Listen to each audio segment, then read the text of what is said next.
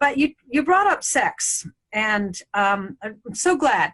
When I was on that show, The Talk, earlier this year, Carney Wilson said to me, because I was talking about, your libido comes back and you get to enjoy life and your kids are gone and you get to enjoy sex. She goes, well, how many times a week do you and your husband have sex? She said, if you tell me 3 times, I'll kill myself. I said, no, a couple times a day.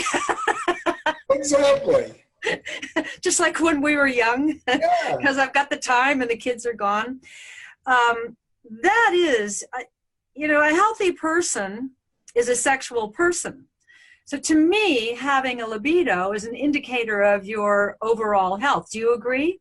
Absolutely. I mean, I couldn't agree with you more. I mean, it just shows where we are on the inside.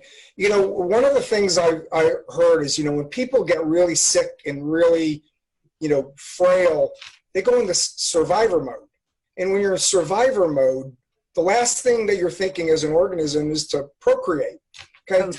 But when you're healthy and vibrant and vigorous, that urge to procreate or create more of what you have is just there. It's a natural instinct that God gave to us. So when people are having a lot of sex, it is a very good indicator of a healthy life. I agree. Clear this one up for me right now. I have so many women who write me saying, if I go on these hormones, will I get pregnant? Please answer, doctor. Oh, absolutely not. I mean, what you're doing, your body has shut down the normal manufacture of hormones by the shutting down of the ovaries through the normal aging process. They do not work anymore. They will not produce an egg ever again, no matter if you beat them with a nuclear explosion.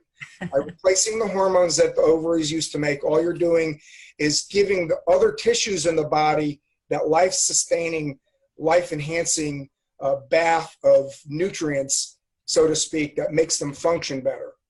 I think menopause really should be called egglessness.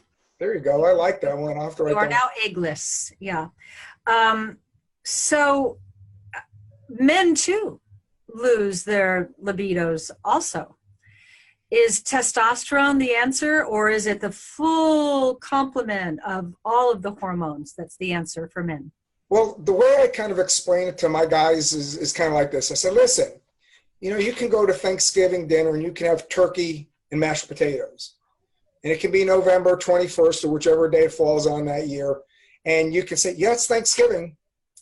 But if you put the cranberry sauce and the apple pie and the sweet potatoes and everything else together, now you've got Thanksgiving, and you've got Thanksgiving.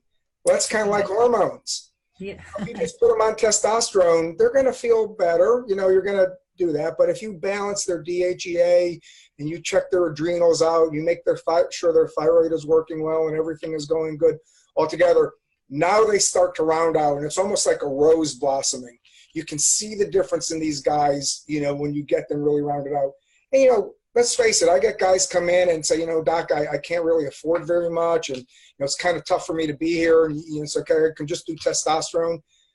And you do that, and either sometime down the road they change and go to the full program, or you compare them side by side by the two guys, the one's on the full program and one that's not.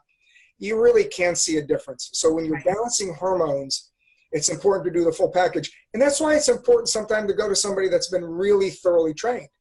And, listen, I know people are out there trying to enhance their practices and doing everything they can these days to try to make ends meet in a medical practice under the stresses that we're under. But, going to a weekend warrior, as I call them, somebody that's just learned how to do hormones, they're going to miss the follow-ons. Just today, for example, I had a lady that came in and we had her testosterone perfect, we had her estradiol perfect, we had her progesterone perfect, her thyroid was perfect. She says, doc, I'm not feeling the love here. She says, it's just not working. You got to know where to go next. And, of course, you start going down the other secondary hormones. You got to look at the adrenals.